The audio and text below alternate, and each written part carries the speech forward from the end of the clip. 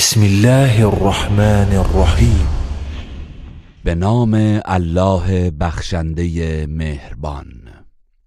الحمد لله الذي انزل على عبده الكتاب ولم يجعل له عوجا. حمد و سپاس مخصوص الله است که قرآن را بر بنده اش محمد نازل کرد و هیچ گونه انحرافی در آن قرار نداد. قيما لينذر بأسا شديدا من لدنه ويبشر المؤمنين الذين يعملون الصالحات أن لهم أجرا حسنا. کتابی استوار از جانب او تا کافران را از عذاب سختش بیم دهد و به مؤمنانی که کارهای شایسته انجام می‌دهند مژده دهد که پاداش نیکویی برای ایشان است. ماکثین فیه ابدا وینذر الذین قالوا اتخذ الله ولدا. همان بهشتی که جاودانه در آن خواهند ماند و نیز کسانی را که گفتند الله فرزندی برای خود برگزیده است بیم دهد. ما لهم به من علم ولا لآبائهم كبرت كلمة تخرج من افواههم ان يقولون الا كذبا. نه خودشان به این گفتار نادرست علم و یقین دارند، نه پدرانشان. سخن ناپسندی است که از دهانشان بیرون می شود و جز دروغ نمی گویند. فلعلك باخع نفسك على آثارهم ان لم يؤمنوا بهذا الحديث اسفا. پس شاید اگر به این سخن ایمان نیاورند به خاطر تأسف و اندوه بر پیامد کارشان خود را هلاک کنی. إنا جعلنا ما على الأرض زینة لها لنبلوهم أيهم أحسن عملا. ما آنچه را که روی زمین است زیوری برای آن قرار داده ایم تا مردم را بیازماییم که کدامشان نیکوکارترند. وإنا لجاعلون ما عليها صعيدا جرزا. و ما سرانجام آنچه را که روی زمین است به بیابانی خشک و بیگیاه تبدیل خواهیم کرد. ام حسبت ان اصحاب الكهف والرقیم كانوا من آیاتنا عجبا.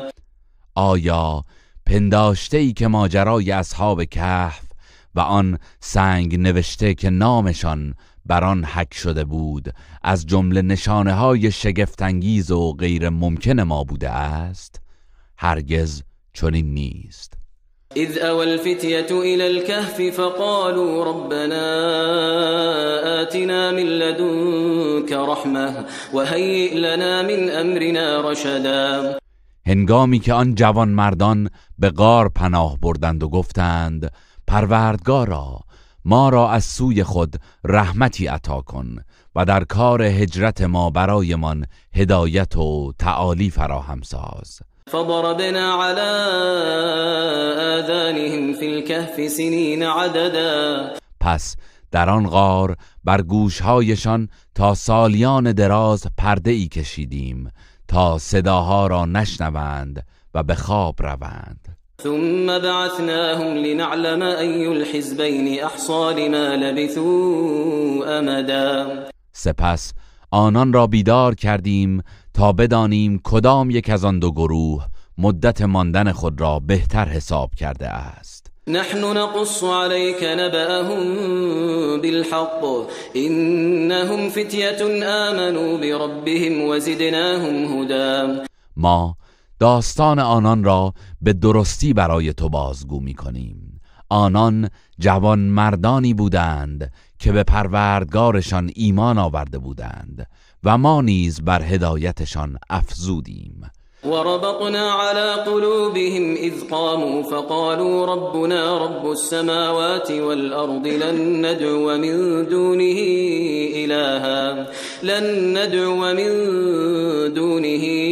إلها لقد قلنا إذا شططا. و دلهایشان را استوار نمودیم آنگاه که در مقابل پادشاه کافر قیام کردند و گفتند پروردگار ما پروردگار آسمان ها و زمین است و ما هرگز جز او معبودی را نمی پرستیم که در غیر این صورت سخنی گزاف و باطل گفته ایم. هؤلاء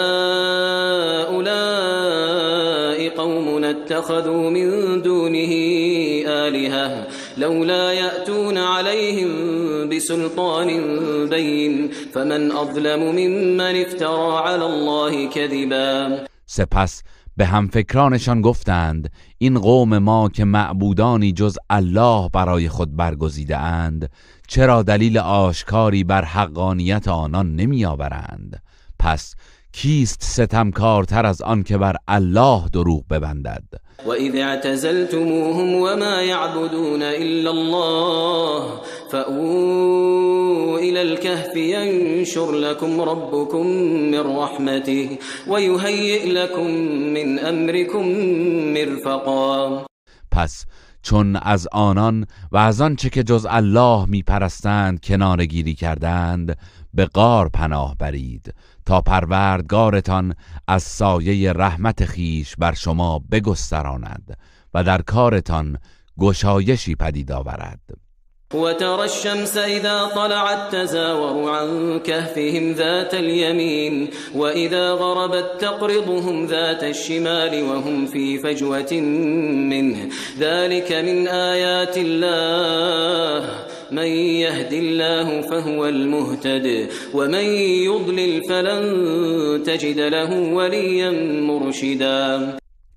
و اگر آنجا بودی خورشید را می‌دیدی که به هنگام طلوع به سمت راست غارشان متمایل می‌گردد و به هنگام غروب از سمت چپ آنان برمی‌گذشت و آنان در محل وسیعی از آن غار قرار داشتند.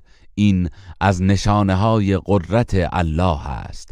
هر کس را الله هدایت کند پس او هدایت یافته واقعی است و هر که را گمراه کند هرگز یاور و راهنمایی برای او نخواهی یافت. وتحسبهم أيقاظا وهم رقود ونقلبهم ذات اليمين وذات الشمال وكلبهم باسط ذراعيه بالوصيد لو اطلعت عليهم لوليت منهم فرارا ولملئت منهم رعبا. و اگر به آنها نگاه می کردی می پنداشتی بیدارند در حالی که با چشمان باز خفته بودند و ما آنان را به پهلوی راست و چپ می گرداندیم تا بدنشان آسیب نبیند و سگشان دستهای خود را به حالت پاسبانی بر دهانه غار گشوده بود. اگر به آنان نگاه می کردی قطعاً از وحشت فرار می کردی و از آنان سخت می ترسیدی. وكذلك بعثناهم ليتساءلوا بينهم قال قائل منهم كم لبثتم قالوا لبثنا يوما أو بعض يوم قالوا ربكم أعلم بما لبثتم فابعثوا أحدكم بورقكم هذه إلى المدينة فلينظر أيها أزكى طعاما فليأتكم برزق منه وليتلطف ولا يشعرن بكم أحدا. و این گونه ما آنان را از خواب بیدار کردیم تا از یکدیگر سؤال کنند. یکی از آنان گفت چه مدت خواب بودید؟ گفتند 1 روز یا بخشی از 1 روز. سرانجام گفتند پروردگارتان داناتر است که چقدر خواب بودید. پس اکنون 1 نفر از خودتان را با این سکه‌ای که دارید به شهر بفرستید تا ببیند کدام یک از فروشندگان آنجا کاسبی و غذایش پاکیزه تر است و از آن غذایی برای شما بیاورد و باید زیرکی و پنهانکاری کند و هیچ کس را از حال شما آگاه نسازد. إنهم إن يظهروا عليكم يرجموكم أو يعيدوكم في ملتهم ولن تفلحوا إذا أبدا. بی تردید اگر آنان مکانتان را بدانند و بر شما دست یابند سنگسارتان می کنند یا شما را به آیین خیش باز می گردانند و در آن صورت هرگز رستگار نخواهید شد. وكذلك اعثرنا عليهم ليعلموا ان وعد الله حق وان الساعة لا ريب فيها اذ يتنازعون بينهم امرهم فقالوا بنوا عليهم بنيانا ربهم اعلم بهم قال الذين غلبوا على امرهم لنتخذن عليهم مسجدا. و بدین گونه مردم آن سرزمین را از حال آنان آگاه کردیم تا بدانند که وعده الله درباره یاری مؤمنان و برانگیختن مردگان راست و درست است و اینکه در فرارسیدن قیامت تردیدی نیست. هنگامی که مردم شهر بین خود درباره آن جوانمردان متوفا دچار اختلاف شدند، پس گروهی گفتند دیواری بر ورودی آن غار بسازید، پروردگارشان به حال آنان آگاه تر است.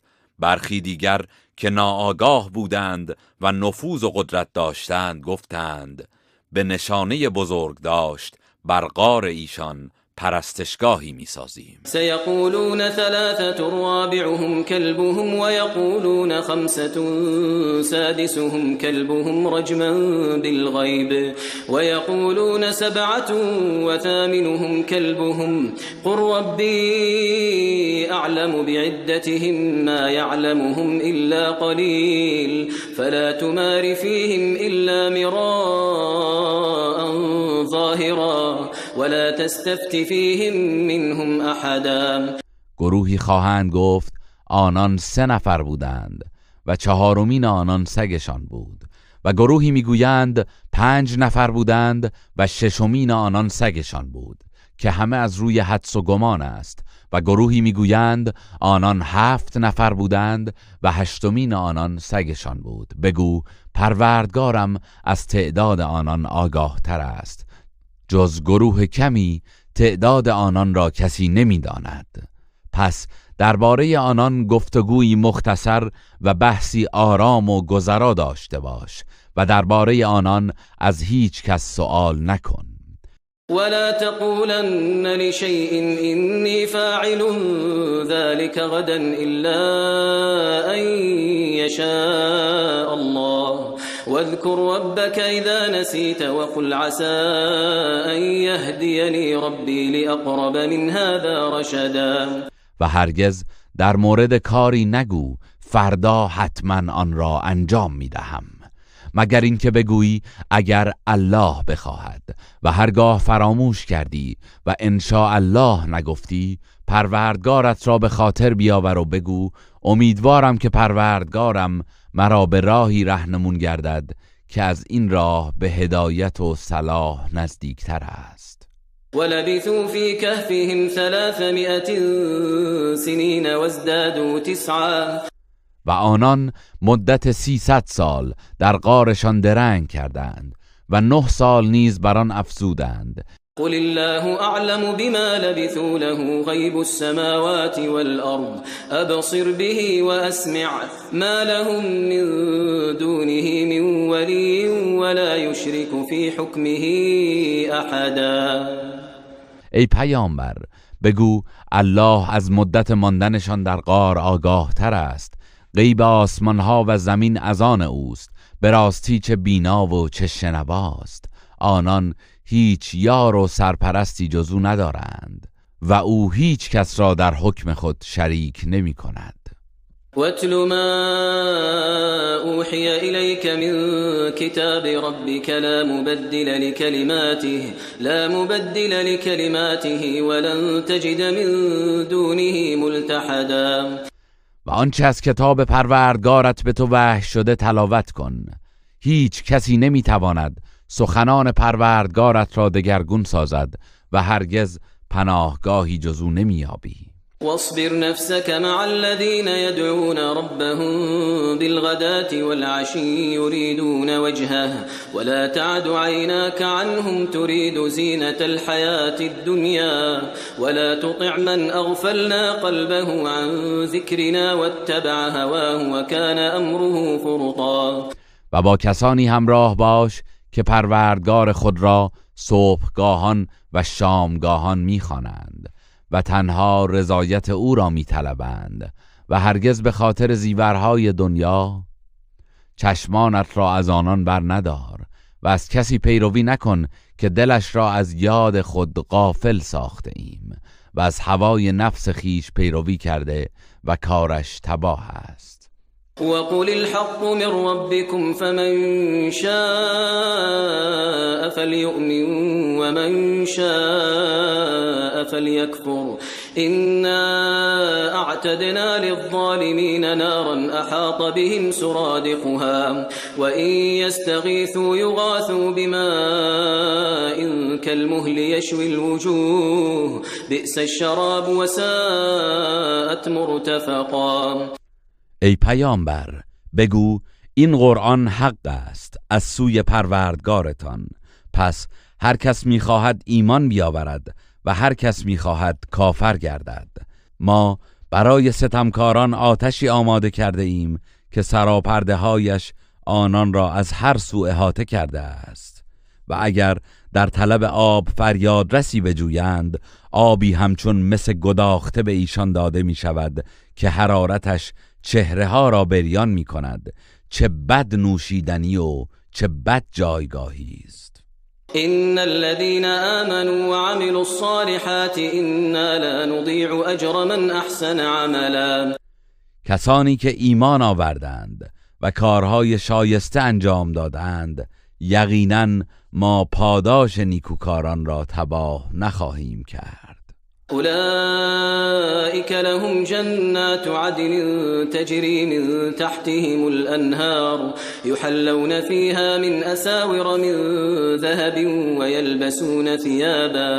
ويلبسون ثيابا خضرا من سندس واستبرق متكئين فيها على الأرائك نعم الثواب وحسنت مرتفقا.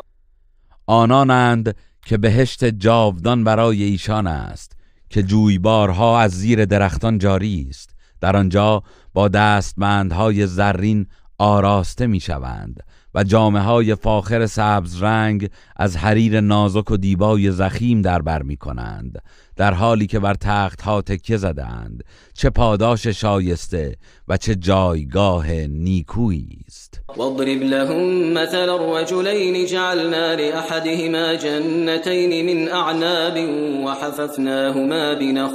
وحففناهما بنخل وجعلنا بينهما زرعا.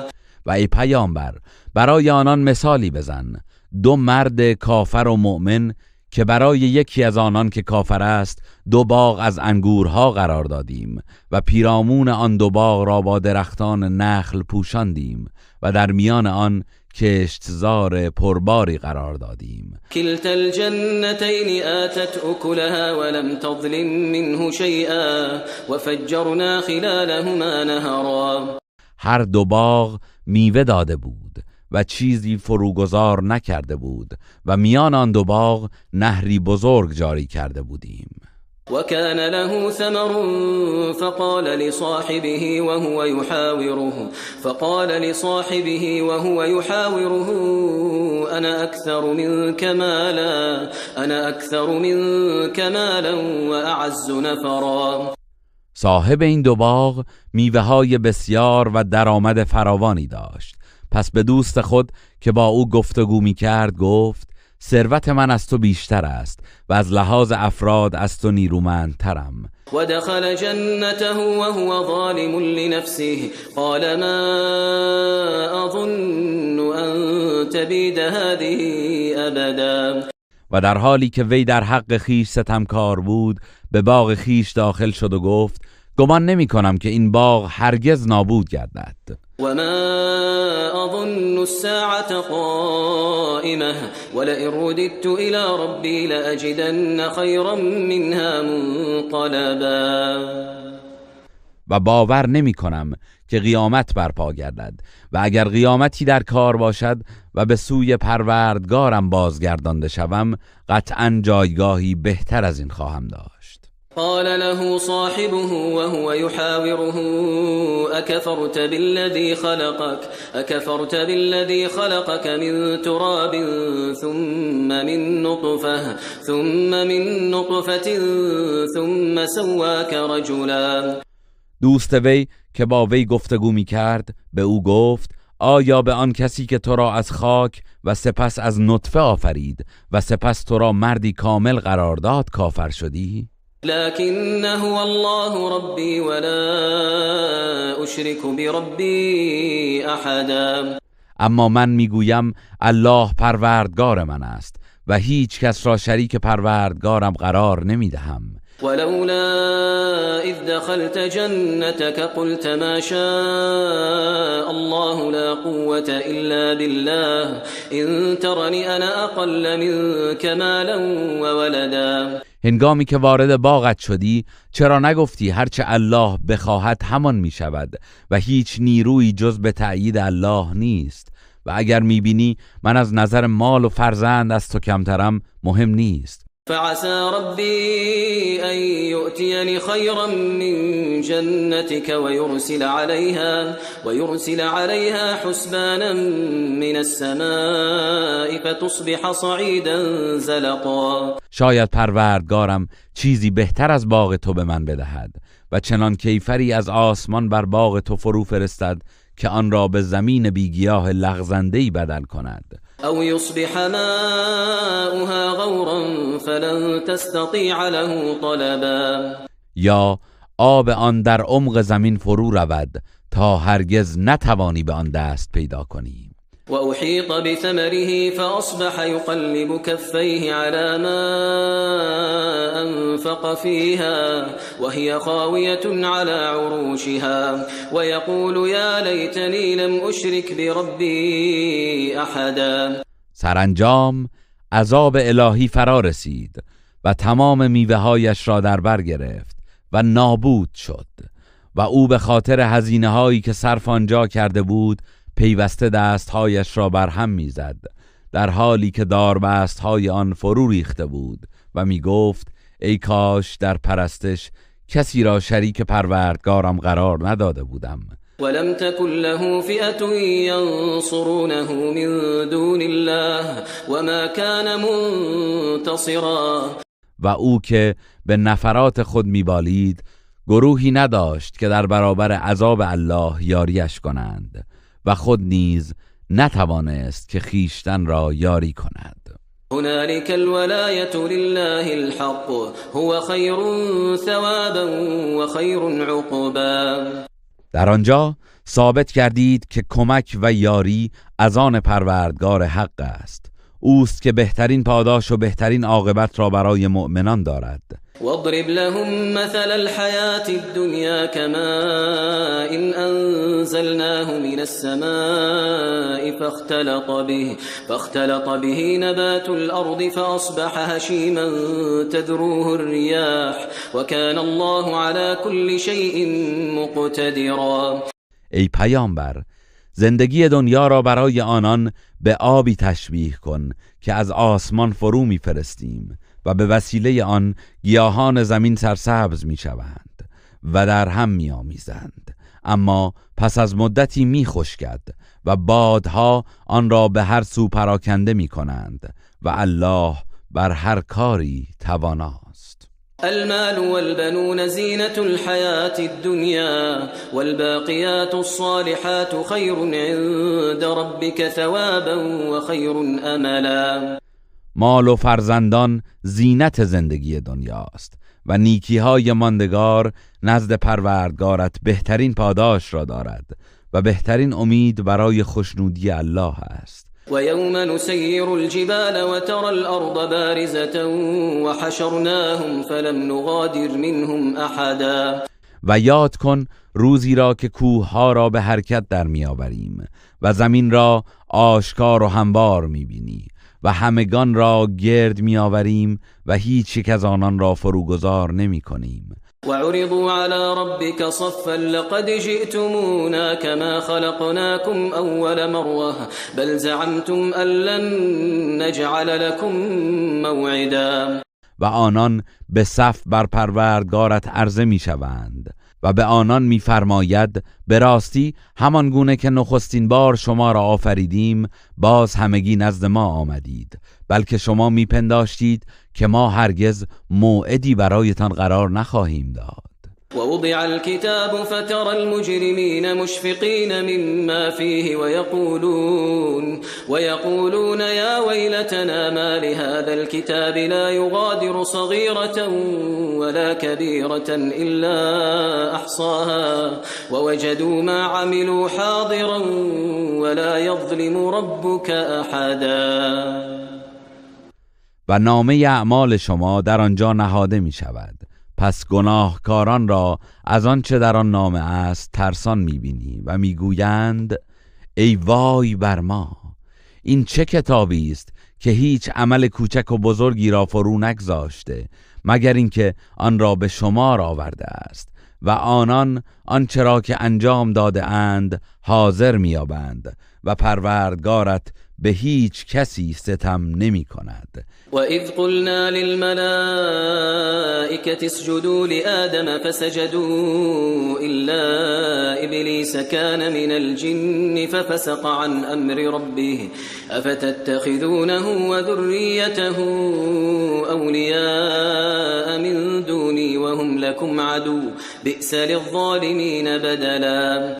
و ای پیامبر یاد کن زمانی را که به فرشتگان گفتیم برای آدم سجده کنید، پس همه سجده کردند به جز ابلیس که از جن بود و از فرمان پروردگارش سرپیچید. پس آیا او و فرزندانش را به جای من دوستان خود میگیرید حالان که آنان دشمن شما هستند؟ ستمکاران مشرک چه بد جایگزینی به جای الله دارند. ما أشهدتهم خلق السماوات والأرض ولا خلق أنفسهم وما كنت متخذ المضلين عضدا. من آنان را که به ناحق به پرستش میگیرید نه هنگام آفرینش آسمان و زمین به شهادت طلبیدم و نه به هنگام آفرینش خودشان، و من آن نیستم که گمراهگران را دستیار خود گیرم و هیچ یار و یاوری نمیخواهم. و یوم یقول نادوا شرکائی الذین زعمتم فدعوهم فلم يستجيبوا لهم وجعلنا بينهم موبقا. و برایشان یاد کن روزی را که الله به مشرکان میفرماید شریکانی را که برای من میپنداشتید فرا بخوانید تا شما را از عذاب برهانند، پس آنان را میخوانند ولی آنان پاسخشان را نمیدهند و ما در میان این دو گروه مهلکه ای از آتش دوزخ قرار داده ایم. ورأى المجرمون النار فظنوا أنهم مواقعوها ولم يجدوا عنها مصرفا. و گناهکاران آتش دوزخ را می‌بینند و به یقین در می‌یابند که در آن خواهند افتاد و از آن هیچ راه گریزی ندارند. ولقد صرفنا في هذا القرآن للناس من كل مثل وكان الإنسان أكثر شيء جدلا. و به راستی در این قرآن هر گونه مثلی برای مردم بیان کرده ایم، ولی انسان بیش از هر چیزی به مجادله می‌پردازد. وما منع الناس أن يؤمنوا إذ جاءهم الهدى ويستغفروا ربهم إلا أن تأتيهم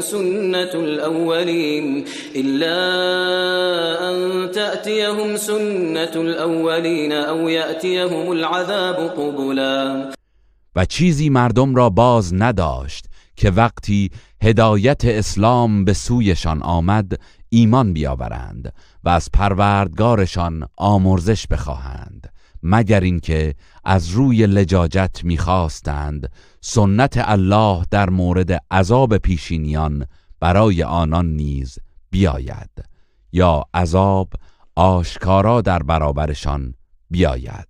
وما نرسل المرسلين إلا مبشرين ومنذرين ويجادل الذين كفروا بالباطل ليدحضوا به الحق واتخذوا آياتي وما أنذروا هزوا. و ما پیامبران را جز بشارت دهنده و بیم دهنده نمیفرستیم و کسانی که کافر شدند همواره به باطل مجادله می کنند تا به وسیله آن حق را پایمال کنند و نشانه های من و آنچه را که به آن بیم داده شده اند به باد تمسخر گرفتند. ومن أظلم ممن ذكر بآيات ربه فأعرض عنها ونسي ما قدمت يداه إنا جعلنا على قلوبهم أكنة أن يفقهوه وفي آذانهم وقرا وإن تدعوهم إلى الهدى فلن يهتدوا إذن أبدا. و کیست ستمکارتر از آن که به آیات پروردگارش پند داده شود و از آن روی بگرداند و آنچه را که پیش فرستاده فراموش کند.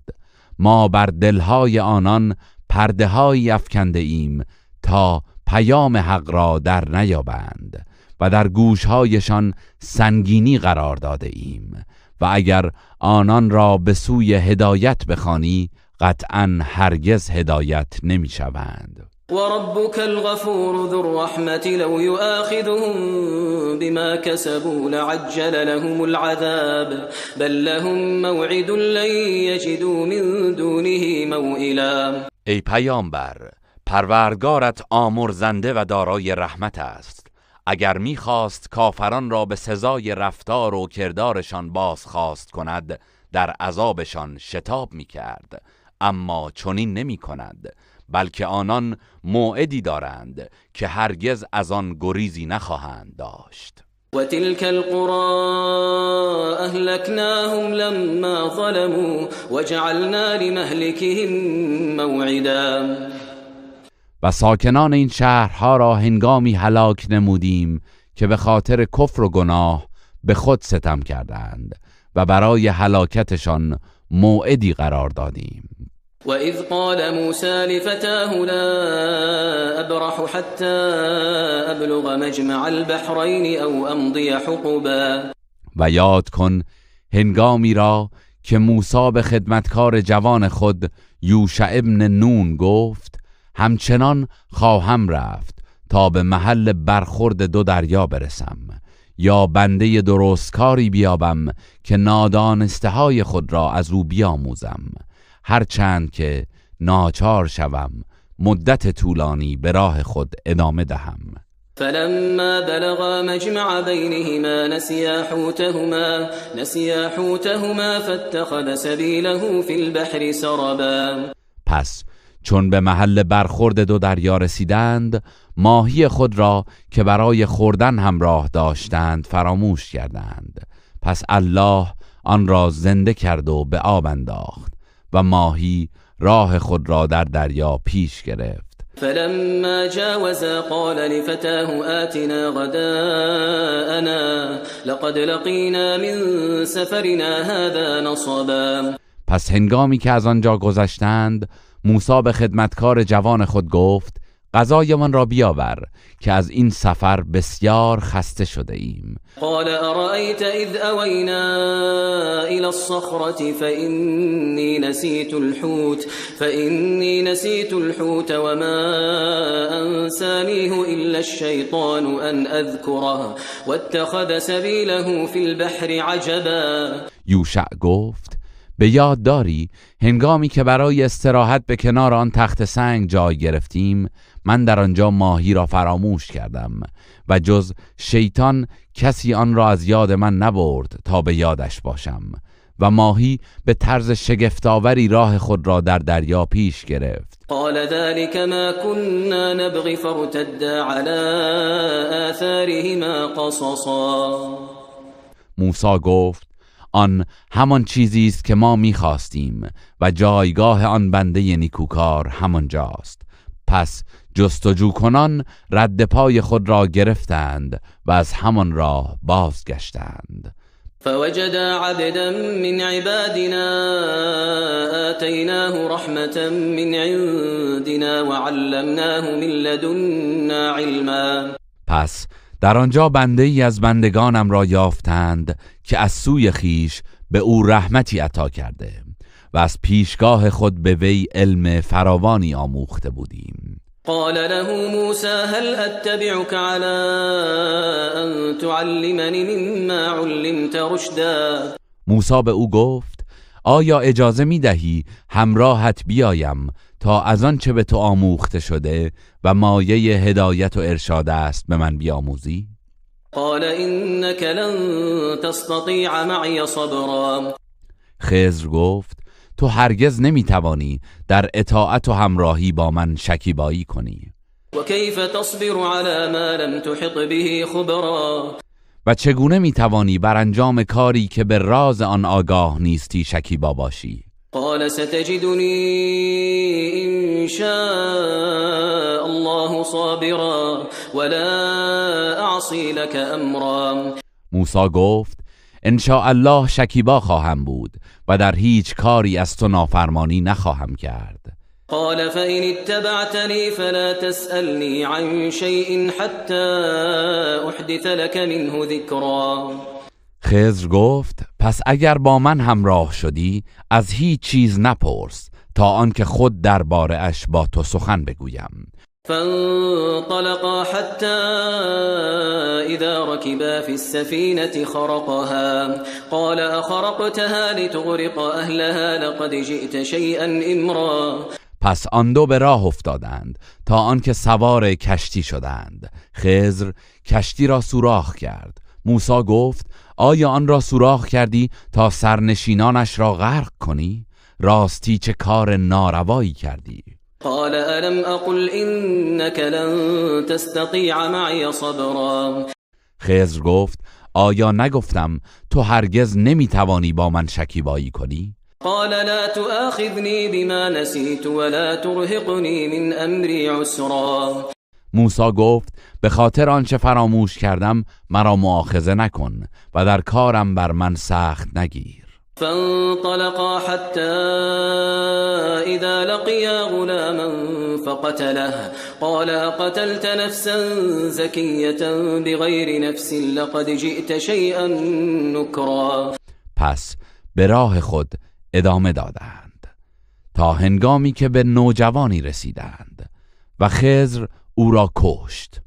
موسی گفت آیا انسان بیگناه و پاکی را بدون آنکه کسی را کشته باشد کشتی؟ به راستی کار ناپسندی انجام دادی. قال ألم أقل لك إنك لن تستطيع معي صبرا. خضر گفت آیا به تو نگفتم که هرگز نمیتوانی با من شکیبایی کنی؟ قال إن سألتك عن شيء بعدها فلا تصاحبني قد بلغت من لدني عذرا. موسی گفت اگر از این پس چیزی از تو پرسیدم دیگر با من همراهی نکن و از جانب من البته معذور خواهی بود. فانطلقا حتى إذا أتيا أهل قرية استطعما أهلها فأبوا أن يضيفوهما فوجدا فيها جدارا يريد أن ينقض فأقامه قال لو شئت لاتخذت عليه أجرا. پس به راه خود ادامه دادند تا به اهل قریه ای رسیدند و از آنان خواستند که به آن دو به رسم مهمان نوازی غذا دهند، اما آنان از مهمان کردن ایشان خودداری کردند. آنگاه در آنجا دیواری یافتند که میخواست فرو ریزد. پس خضر آن را راست و استوار کرد. موسی گفت اگر میخواستی میتوانستی در مقابل این کار از آنان مزدی بگیری. قال هذا فراق بيني وبينك سأنبئك بتأويل ما لم تستطع عليه صبرا. خضر گفت اینک زمان جدایی من و تو فرا رسیده است. به زودی تو را از توضیح و دلیل آنچه که نتوانستی در برابرش صبر کنی آگاه خواهم ساخت. أما السفينة فكانت لمساكين يعملون في البحر فأردت أن أعيبها وكان وراءهم ملك يأخذ كل سفينة غصبا. اما آن کشتی از آن بینوایانی بود که در دریا کار می‌کردند. پس من خواستم آن را معیوب کنم، چرا که بر مسیر آنان در دریا پادشاهی ستمکار بود که هر کشتی سالمی را به زور می‌گرفت. وأما الغلام فكان أبواه مؤمنين فخشينا أن يرهقهما طغيانا وكفرا. و اما آن نوجوان پدر و مادرش هر دو مؤمن بودند، پس بیم داشتیم که آنان را به سرکشی و کفر وادارد. فأردنا أن يبدلهما ربهما خيرا منه زكاة وأقرب رحما. از این رو خواستیم که پروردگارشان فرزند پاکتر و با محبتتری به جای او به آن دو عطا فرماید. وأما الجدار فكان لغلامين يتيمين في المدينة وكان تحته كنز لهما وكان أبوهما صالحا فأراد ربك أن يبلغا أشدهما ويستخرجا كنزهما رحمة من ربك وما فعلته عن أمري ذلك تأويل ما لم تسطع عليه صبرا. و اما آن دیوار متعلق به دو نوجوان یتیم در آن شهر بود و زیر آن گنجی بود که به آن دو تعلق داشت و پدرشان مردی درستکار بود. پس پروردگارت خواست که آنان به حد بلوغ برسند و گنج خود را از زیر آن دیوار بیرون آورند. این رحمتی از جانب پروردگارت بود و من این کارها را خودسرانه انجام ندادم. این بود توضیح و دلیل کارهایی که نتوانستی در برابر انجام آنها شکیبایی کنی. ويسألونك عن ذي القرنين قل سأتلو عليكم منه ذكرا. و ای پیامبر، مشرکان و یهودیان درباره ذوالقرنین از تو میپرسند. بگو به زودی چیزی از سرگذشت او برای شما خواهم خواند. إنا مكنا له في الأرض وآتيناه من كل شيء سببا. ما به او در زمین قدرت و حکومت دادیم و امکانات هر چیزی را در اختیارش نهادیم. فأتبع سببا. پس او از این امکانات برای رسیدن به اهدافش استفاده کرد. حتى إذا بلغ مغرب الشمس وجدها تغرب في عين حمئة ووجد عندها قوما قلنا يا ذا القرنين إما أن تعذب وإما أن تتخذ فيهم حسنا. پس در زمین به راه افتاد تا آنکه به محل غروب خورشید رسید. چنین به نظرش رسید که خورشید در چشمه‌ای گرم و گلالود غروب می کند و در آنجا مردمانی کافر یافت. به او گفتیم ای ذوالقرنین، یا آنان را مجازات می کنی یا در میانشان روش نیکویی پیش می گیری. قال اما من ظلم فسوف نعذبه ثم يرد الى ربه فيعذبه عذابا نكرا. ذوالقرنین گفت اما کسی که ستم کرده و شرک ورزیده است مجازات خواهیم کرد. سپس به سوی پروردگارش بازگردانده می شود.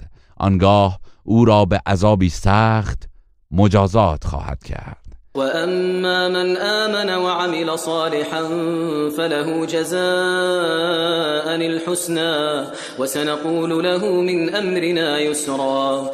و اما کسی که ایمان آورد و کار شایسته انجام دهد پس در آخرت نیکوترین پاداش را خواهد داشت و از روی آسانی و مهربانی با وی سخن خواهیم گفت و کارش را آسان خواهیم گرفت. ثم اتبع سببا.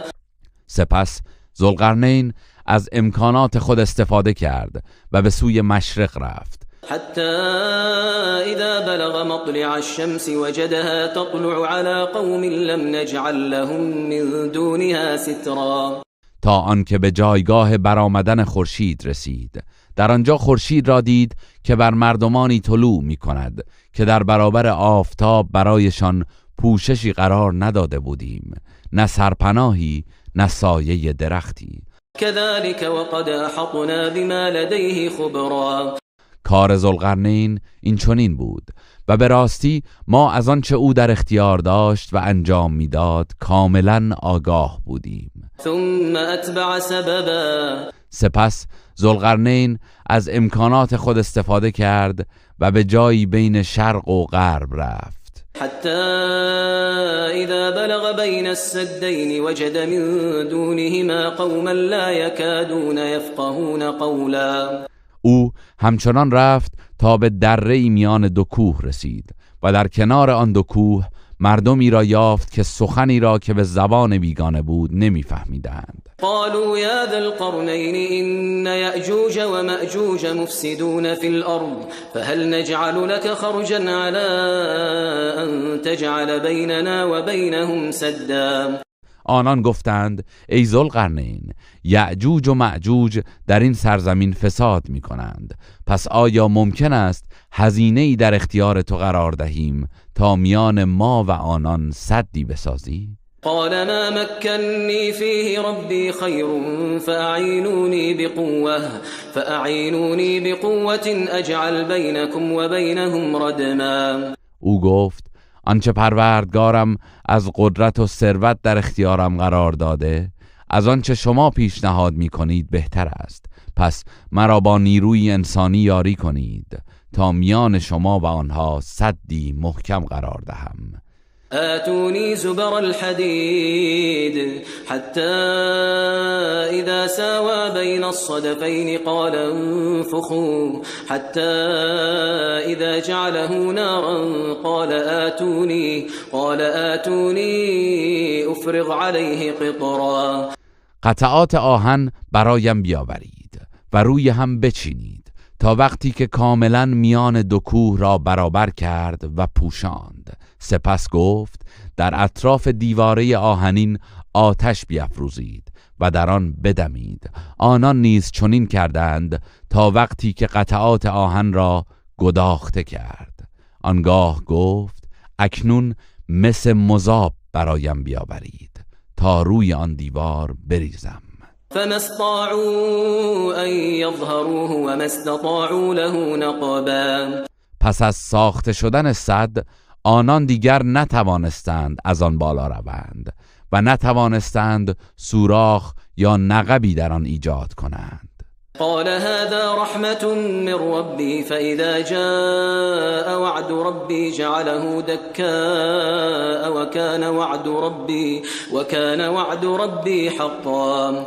آنگاه ذوالقرنین گفت این از رحمت پروردگار من است و تا الله بخواهد باقی میماند، اما هنگامی که وعده پروردگارم فرا رسد آن را در هم میکوبد و وعده پروردگارم حق است. وتركنا بعضهم يومئذ يموج في بعض ونفخ في الصور فجمعناهم جمعا. و در آن روز که جهان پایان میپذیرد ما آنان را چنان رها میکنیم که در هم موج میزنند و همین که در سور دمیده میشود همه را در یک جا جمع میکنیم. وعرضنا جهنم يومئذ للكافرين عرضا. و در آن روز جهنم را آشکارا بر کافران عرضه می‌داریم. الذين كانت أعينهم في غطاء عن ذكري وكانوا لا يستطيعون سمعا. همان کسانی که چشمانشان از یاد من در پرده غفلت بود و توان شنیدن حق را نداشتند. افحسب الذين كفروا ان يتخذوا عبادي من دوني اولياء انا اعتدنا جهنم للكافرين نزلا. آیا کسانی که کفر ورزیدند پنداشتند که می توانند به جای من بندگانم را کارساز و دوست خود بگیرند؟ بی تردید ما دوزخ را برای کافران جایگاهی پذیرایی ساخته ایم. قل هل ننبئكم بالاخسرین اعمالا. ای پیامبر بگو آیا شما را به زیانکارترین مردم در کارها خبر دهیم؟ الذين ضل سعيهم في الحياة الدنيا وهم يحسبون أنهم يحسنون صنعا. کسانی که تلاششان در زندگی دنیا تباه گشته و خود گمان میبرند که کار نیک انجام میدهند. أولئك الذين كفروا بآيات ربهم ولقائه فحبطت أعمالهم فلا نقيم لهم يوم القيامة وزنا. آنان کسانی هستند که به آیات پروردگارشان و دیدار او در آخرت کافر شدند، در نتیجه اعمالشان تباه شد و روز قیامت برای آنها قدر و ارزشی نخواهیم نهاد.